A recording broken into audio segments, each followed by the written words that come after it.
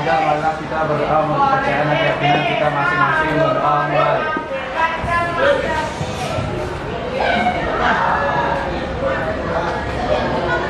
Berdoa selesai. Beri salam.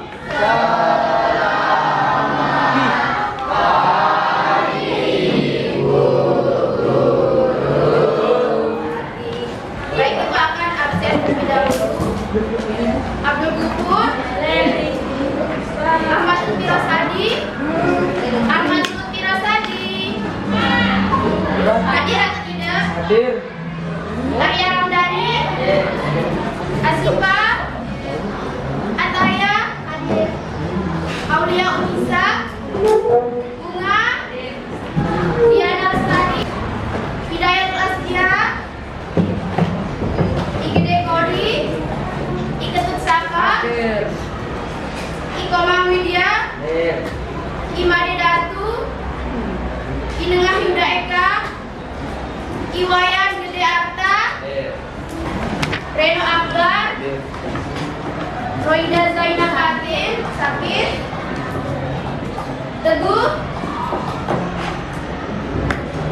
Baik, sebelum kita mulai, sekarang kita akan tepuk tangan dulu ya. Ayo, siapa yang mau maju ke depan untuk memimpin? Tulis, mau? Ayo, Zaki. Siapa? Mana Zaki? Rian. Ayo. Ayo, biar semangat.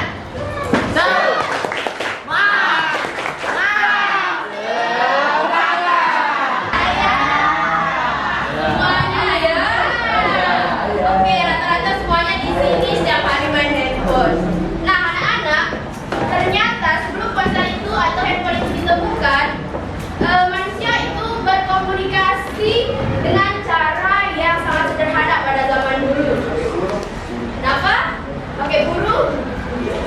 Ya, bisa. Jadi hari ini kita akan belajar tentang bagaimana teknologi komunikasi itu berkembang dari masa ke masa. Menurut kalian bagaimana cara orang zaman dulu saling memberi kabar dari jarak jauh sebelum adanya ponsel dan telepon? Ada lagi? Lewat apa? Burung merpati. Burung merpati? Ya, bisa juga. Apakah kalian tahu apa alat komunikasi pertama yang digunakan? Tidak ada yang tahu? Nokia. Oke. Jadi, untuk mengetahuinya, silakan kalian simak video ini terlebih dahulu. Alat pengumpan. Pada masa itu, manusia berkomunikasi menggunakan asap, bunyi-bunyian, dan cahaya sebagai alat ini dikenal sebagai kirang. Sekitar tahun 3400 hingga 3 menggunakan kabel. Tak heran jika pada tahun 1920, radio mulai digunakan secara masif untuk menyampaikan berita dan hiburan kepada masyarakat umum. Tak berhenti sampai di situ, dan sangat sederhana. Namun penemuan ini menjadi fondasi dari media visual yang akan mendominasi komunikasi global di abad ke-20 dan 21. Menatap 8000X pada tahun 1900, seorang insinyur dari Motorola yang abad ke-21, telepon genggam berevolusi menjadi smartphone. Kedua janji temu, kalkulator, jam dunia, dan notepad. Salah satu momen penting dalam evolusi ini terjadi pada 2007 saat Apple meluncurkan iPhone yang memperkenalkan layar sentuh kapasitif penuh, antarmuka yang intuitif, dan akses ke berbagai aplikasi melalui App Store. Sejak saat itu, smartphone menjadi pusat komunikasi modern sampai saat ini.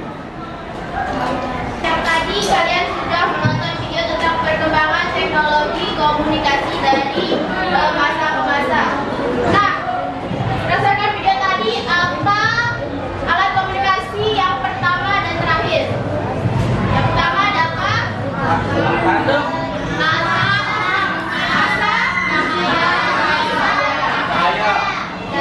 Nah, yang paling terbaru apa?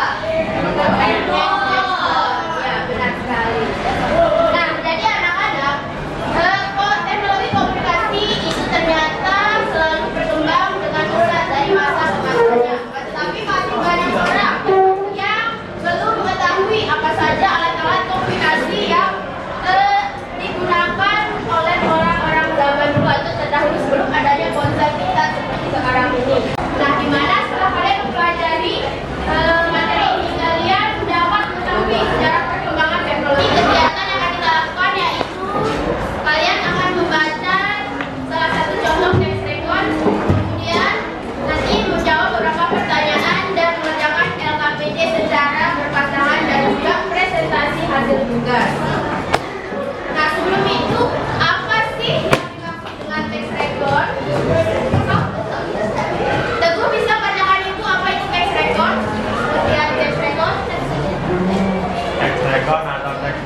ulang adalah teks yang menceritakan kembali pengalaman atau peristiwa masa lalu dan memberikan ya kepada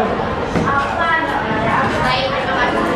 Jadi teks rekor itu atau teks cerita ulang adalah teks yang menceritakan kembali, ingat, menceritakan kembali tentang pengalaman ataupun peristiwa masa lalu secara kronologis atau berurutan untuk memberikan informasi ataupun menghibur pembaca maupun pendengar. Fakta yang benar-benar terjadi yang didukung oleh data ataupun peristiwa sejarah. Satu-satu ya.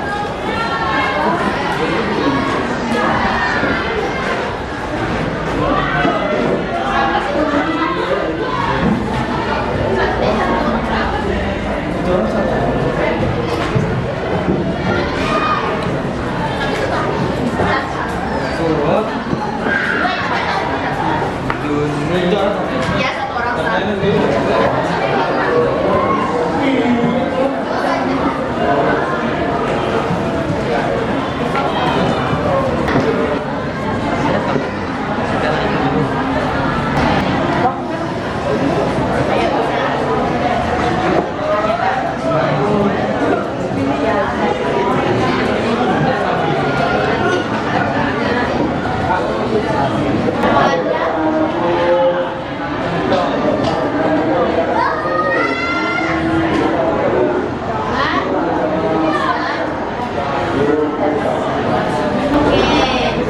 Nah, sekarang Ibu akan membagikan kalian LKPD yang akan kalian kerjakan secara berpasangan dengan teman sebangku ya.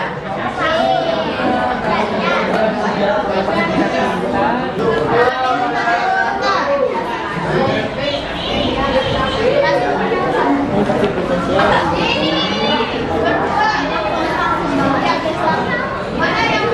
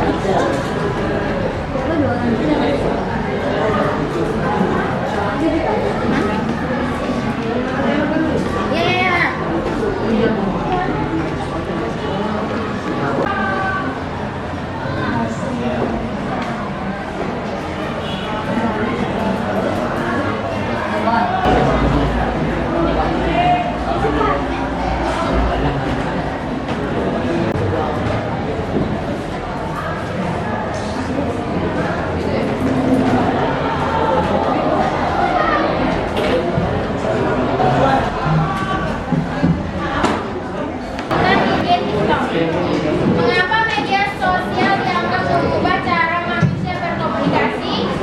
Jika dahulu orang harus bertemu langsung untuk bertukar kabar, melalui WhatsApp. Apa dampak positif dari kebencian dan konten negatif? Apa dampak positif dari perkembangan media sosial internet?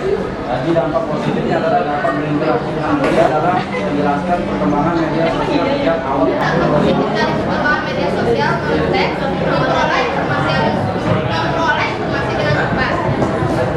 Apa dampak positif negatif? Apa dampak negatif yang mungkin muncul dari mengapa media sosial dianggap mengubah cara manusia berkomunikasi? Karena pada ya benar sekali, karena manusia itu sekarang tidak bertemu secara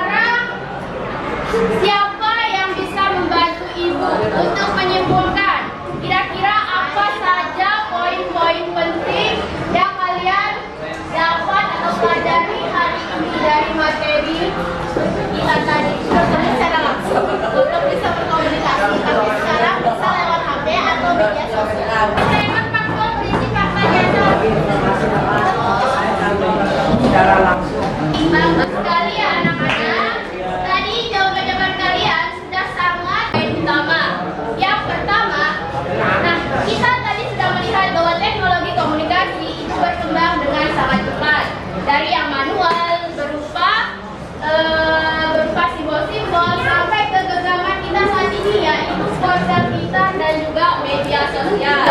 Nah, yang kedua, kalian sudah belajar cara memahami teks rekon faktual, di mana teks rekon faktual ini sangat penting karena isinya adalah kejadian nyata dan juga data yang valid, bukan sekedar cerita fiksi ataupun opini dari penulis. Jadi dengan mempelajari teks rekon faktual, kalian bisa memahami peristiwa-peristiwa nyata dan mengambil pelajaran untuk kehidupan sehari-hari kalian.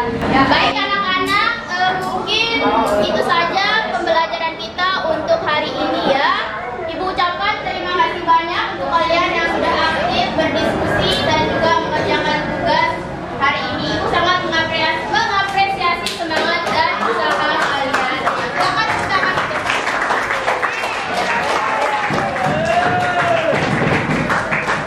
Baik, untuk pertemuan selanjutnya kita akan membahas tentang teks recon dalam bentuk diagram alir. Jadi silakan nanti kalian baca-baca dulu materinya di rumah ya. Marilah kita tutup pembelajaran kita hari ini dengan berdoa. Sebelum kita mengakhiri pelajaran ini, marilah kita berdoa mempercayai keyakinan kita masing-masing. Berdoa mulai.